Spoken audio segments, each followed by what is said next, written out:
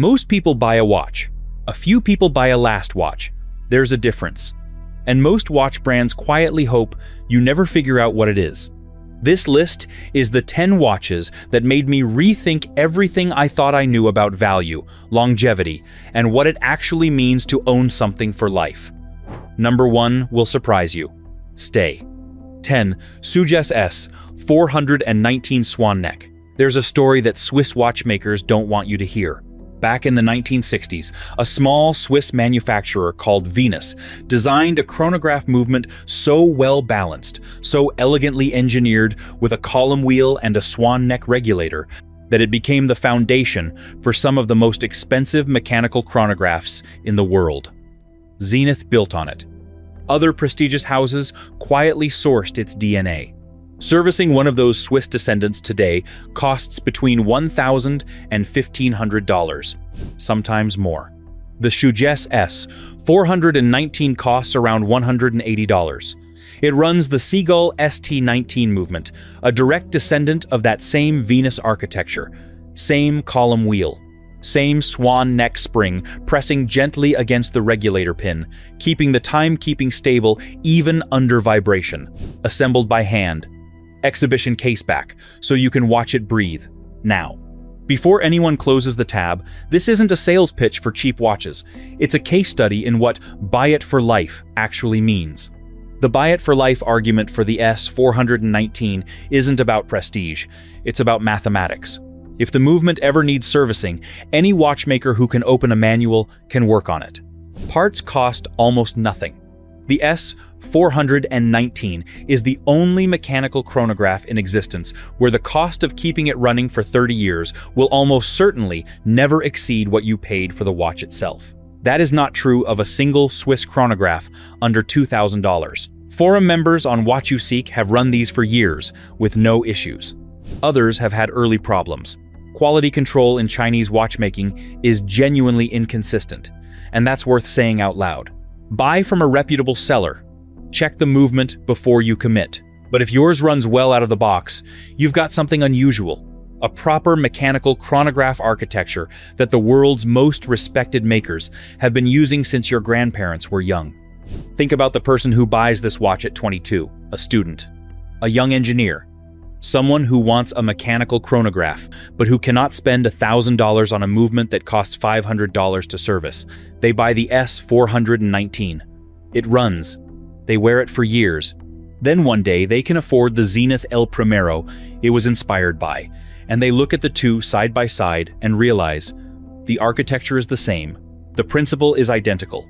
What they paid for at 22 was not a cheap watch. It was the correct idea, built accessibly. That's a different thing entirely. So that's the entry point. 9 more to go, and they get heavier from here. 9. Hanhart Pioneer Tachytele. In 1939, German pilots climbed into cockpits wearing a watch with a red button. Not red for style.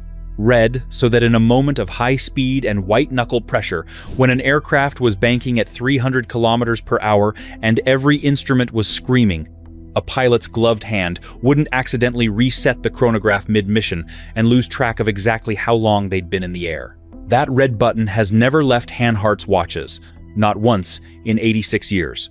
The Pioneer Tachytele is the modern version of that 1,939 chronograph, and it carries things that no other watch under 2,000 euros bothers to include. 2 measurement scales on the dial, a spiral tachymeter for calculating speed, and an outer telemeter for calculating distance by the gap between light and sound. Both scales are printed in red. The bottom pusher, that famous red ceramic-capped reset button, sits deliberately offset from the crown, angled wide so a thumb in a flight glove can find it without looking. The bezel is friction-locked, not click-locked. Friction. It resists casual brushing, but yields instantly to deliberate grip. That distinction matters more than it sounds. After 40 years of use, a click mechanism can loosen. A friction mechanism either holds or it doesn't. Hanhart's has been holding since before your parents were born. The movement is a Salita base, which any competent watchmaker can service anywhere in the world. The case is matte-blasted German stainless steel. The crystal is convex sapphire with anti-reflective coating on both sides. It's 100 meters water-resistant. Here's what most reviews miss. This watch was designed to work inside a cockpit, bouncing at several hundred meters per second. Whatever daily life throws at it is considerably less dramatic than that. The engineering overhead is enormous.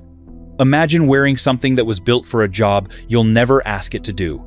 That gap between what it was built for and what it actually experiences every day, that's the margin. That's why these watches last. Hanhart kept its promise from 1939. The next brand made one it almost couldn't keep, and it makes the watch more interesting for it. 8 Mühle Glashütte, 29 Erbig. Glashütte is a small town in the Saxon Mountains of Germany. The population is around 7,000 people. Watch workshops. Enough to reshape the global conversation about precision engineering.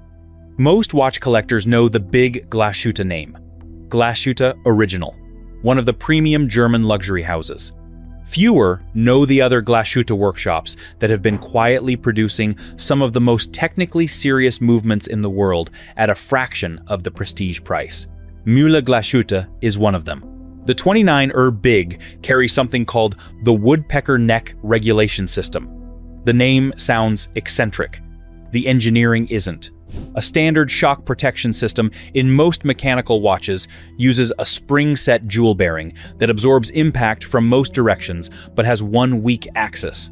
The woodpecker neck replaces this with a different geometry, a regulation neck that distributes shock load more evenly across the escapement. Drop the watch, and the timekeeping is more likely to survive intact than on a standard design.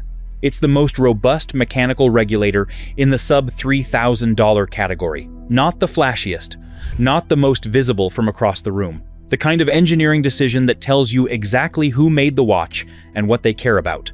The 29 Big wears at 40 millimeters on a clean 3-hand dial. No complications, cluttering the face. No date window cutting the dial's symmetry. Just the time, told accurately, in a Glashütte case, with a movement built to last longer than most marriages, most mortgages, and most careers. There's a particular kind of person who owns this watch. They don't feel the need to explain it to anyone. They bought it because they looked past the dial and read what the movement was saying. Usually, they keep it for decades. Which of these watches do you already own? Drop it in the comments. Mühle made the clean choice. The next one made the bold one, and the price tag will make you do a double take. 7 Christopher Ward C. 60 Trident Pro. 300. 600 meters. 2,000 feet below the surface of the ocean. At that depth, the pressure is roughly 60 times what it is at sea level. The water weighs 600 kilograms per square centimeter against every seal, every gasket, every point of entry on the watch. Most dive watches rated to 300 meters are overpowered for their intended purpose, built with safety margins, because the engineers know that watch cases degrade over time and they need headroom.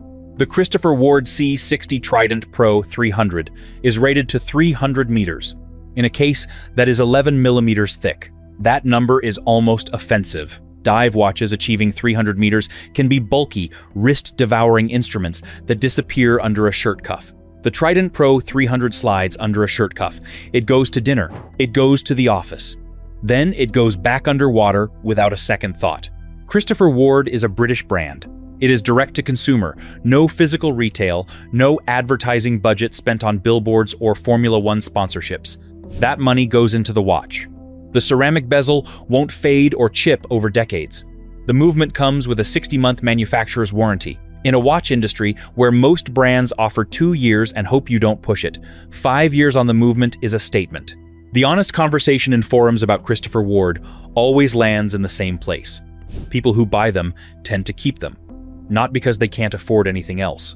Because they tried to find a reason to upgrade and found they couldn't justify it. The watch was doing everything it was supposed to do, looking exactly how they wanted it to look, and asking nothing from them in return. That's the quiet success story. The watch you forget is a bargain because it never reminds you. The Trident proves you don't need a famous name to build something serious. The next watch has a very famous name, but what's inside it is famous for completely different reasons. 6 Citizen, the Citizen Chronomaster AQ4020. Put that in perspective. Your phone loses more time than that on a bad afternoon.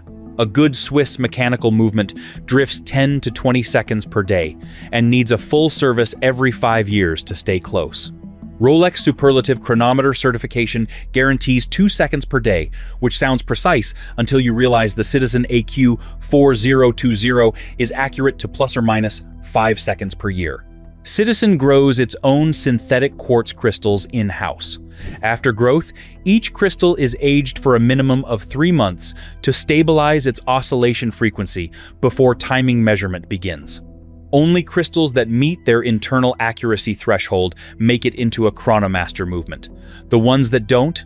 Gone. The ones that do get a temperature compensation circuit that adjusts the timekeeping every 160 seconds based on ambient conditions. This is the watch you set once. You change the battery every few years. You may never need to set it again in your lifetime. Not because you forgot, because it's still right. The case is titanium with Duratect coating, a surface hardening process Citizen developed in-house that creates a finish significantly harder than standard titanium. Scratch resistance across decades of daily wear. The perpetual calendar manages day, date, and month automatically, including leap years, through 2100. You don't touch it. It just handles it. Here's the thing nobody says about this watch. It costs about $2,000. For most of watch culture, that's considered the bottom shelf of serious. But the technology inside the AQ 4020 is more accurate than watches costing 20 times as much. This isn't a case of the underdog getting lucky.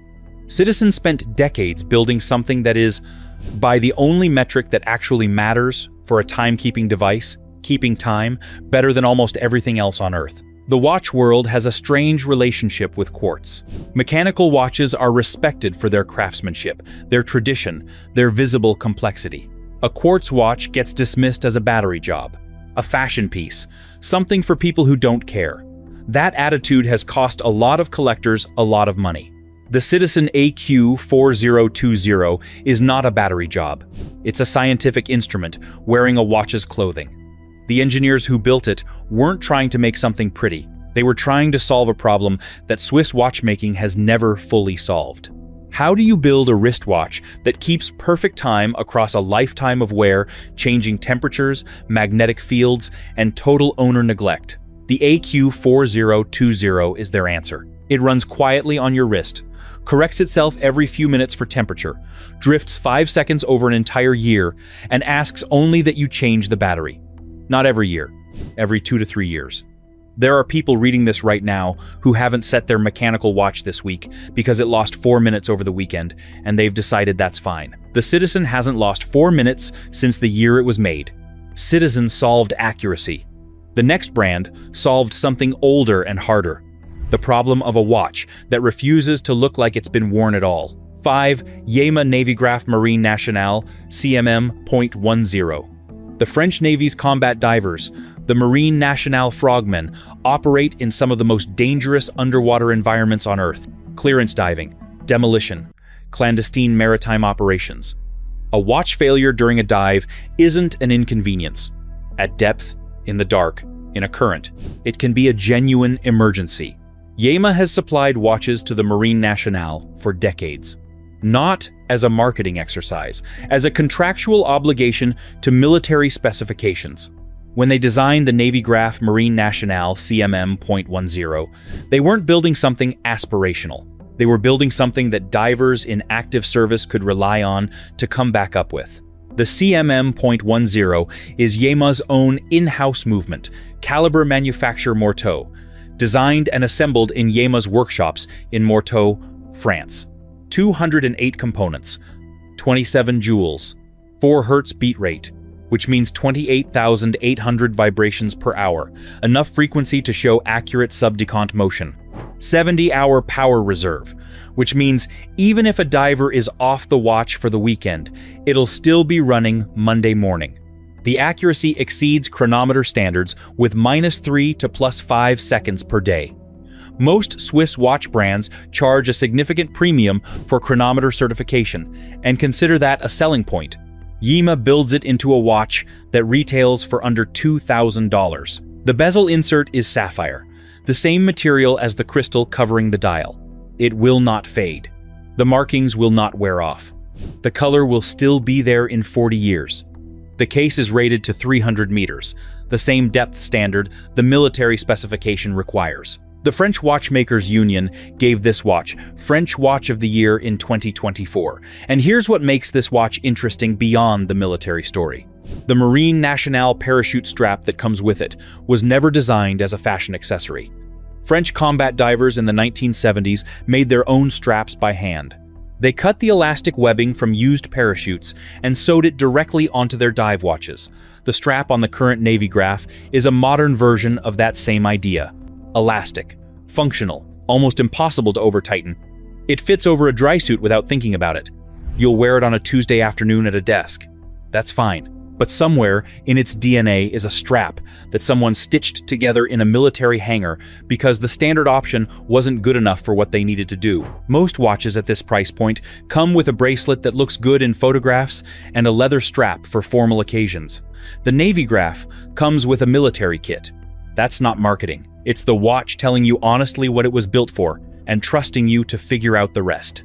Yema built a military watch for civilians. The next brand built a civilian watch that happens to be indestructible, and the steel is where things get genuinely strange. For Damasco DS30. Conrad Damasco started his company in 1994. He was an engineer, not a watchmaker. A watchmaker thinks about movement quality, finishing, and heritage. An engineer thinks about preventing failure. They ask themselves questions like, where does the watch break? How do we prevent that? What is the weakest point in the entire system? For Damasco, the answer was the case. Standard stainless steel, the 316L that covers 90% of the watch market, has a hardness of around 200 Vickers. Hard enough for daily wear. Not hard enough to resist a decade of confident, unguarded use without accumulating the kind of surface wear that makes a watch look tired. Damasco's submarine steel sits at 1,000 to 1,200 Vickers on the surface, roughly 5 to 6 times harder. You'd have to work deliberately to scratch it. The DS30 uses this submarine steel throughout the case. The self-lubricating crown mechanism, a Damasco patent, addresses what is statistically the #1 failure point for water resistance over time: the crown. In a standard watch, the crown seals compress against rubber O-rings that eventually dry out, crack, and allow water ingress. Damasco's crown cell contains its own internal lubrication that replenishes the seal contact every time you wind or set the watch. Years of neglect that would compromise another watch's water resistance are simply absorbed. Forum owners at Watch You Seek with 5, 8, 10 years of daily wear report cases that look brand new under magnification. One owner described the watch case, after years of ownership, as looking like a very fine pebble strapped to your wrist. Slightly smooth, slightly dark, with a texture that catches light in a way no standard bead blast finish manages to replicate. The DS30 runs a Swiss ETA 2824 automatic movement, arguably the most widely serviced mechanical movement on Earth. Any competent watchmaker, in any city, in any country, can service it. Damasco's engineering is in the case. The movement being accessible is intentional. That's the insight. The part that wears out in most watches is the exterior. Fix that. Use a movement anyone can touch. Damasco made the case indestructible. Shin did something slightly different. They made everything around the movement indestructible too. 3 Shin-U, 1 tegimented. The hull of the German Navy's U-212 submarines is made from a specific austenitic steel alloy. Non-magnetic, resistant to the specific electrochemical corrosion that salt water causes in standard steel. Ductile enough to absorb impact without cracking.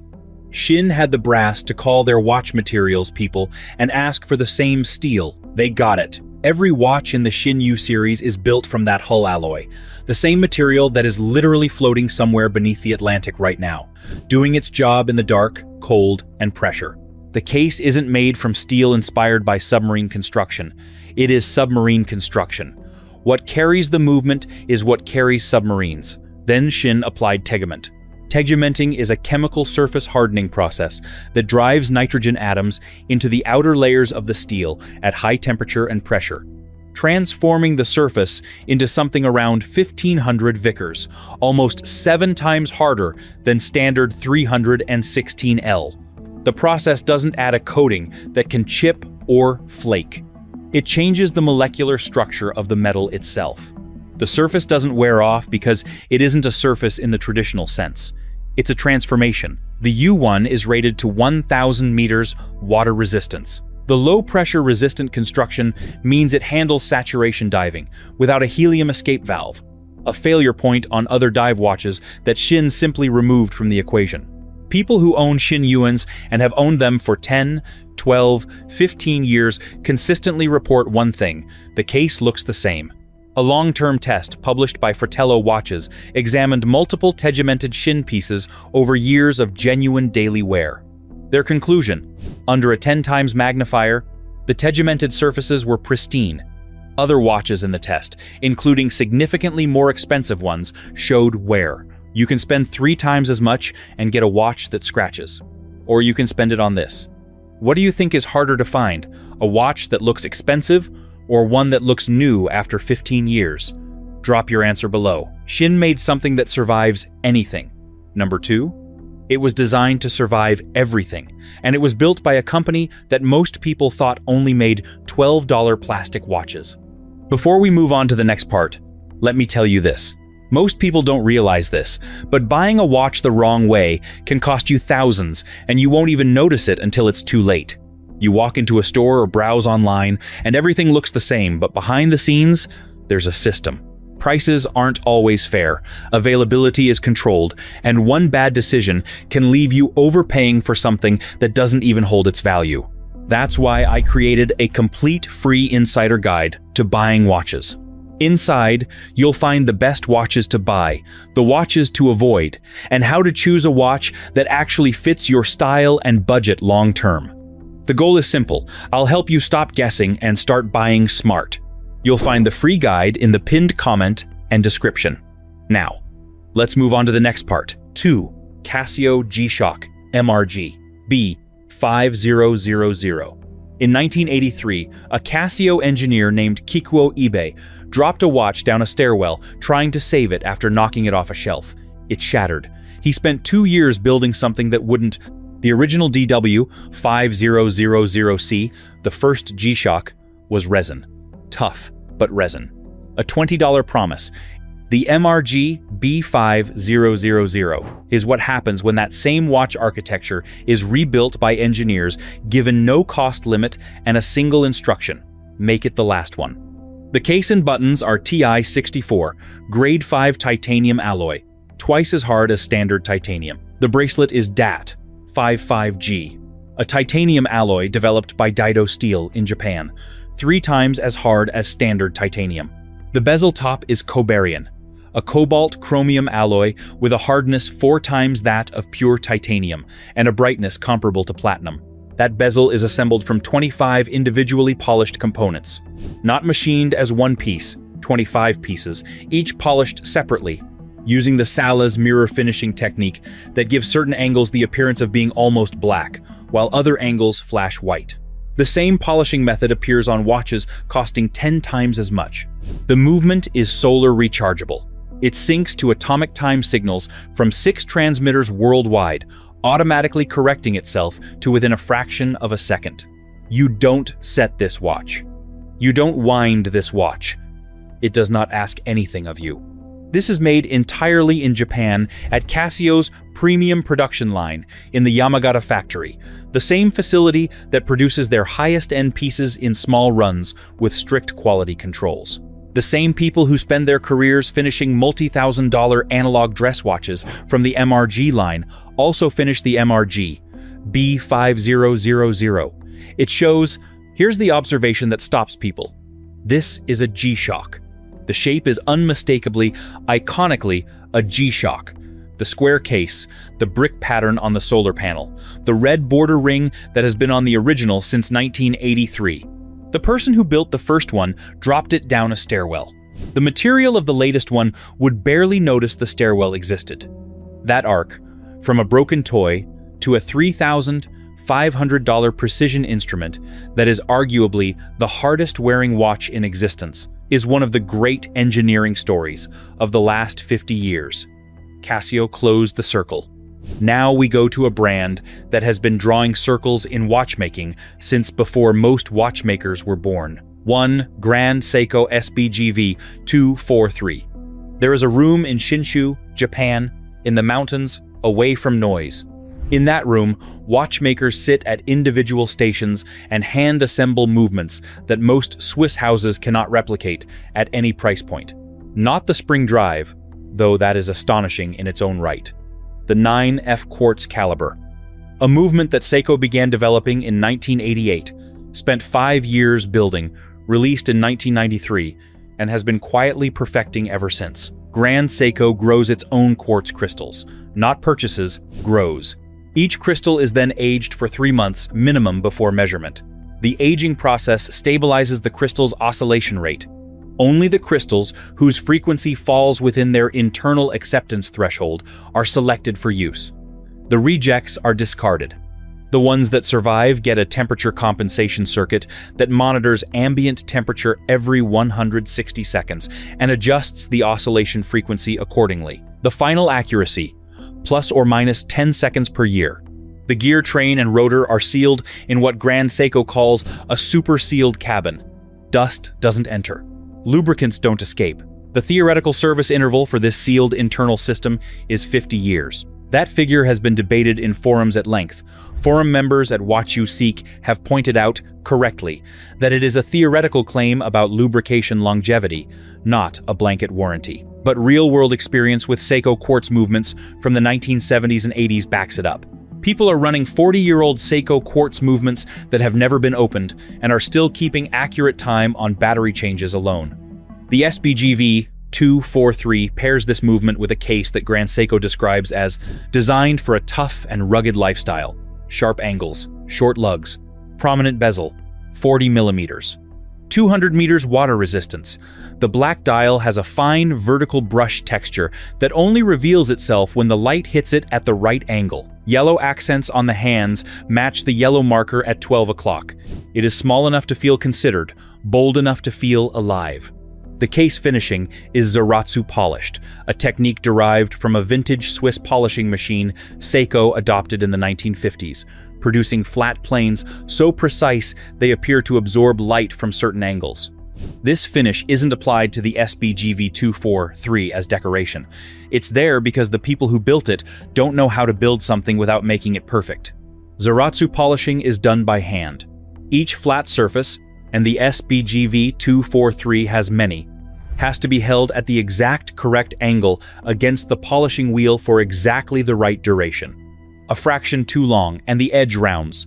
Too short and the flatness isn't there, there's no machine setting for this. It lives in the hands of the person doing it, developed over years of repetition. The fact that Grand Seiko applies this technique to a $3,000 quartz sports watch, not a $10,000 dress piece, a sports watch with angular lugs and yellow accents, says something about the culture of the place that made it. They weren't trying to justify the price. They were building the watch. The movement that needs almost no service. A case finish that requires no babying. Accuracy better than almost every mechanical watch at any price. Water resistance for life in the real world.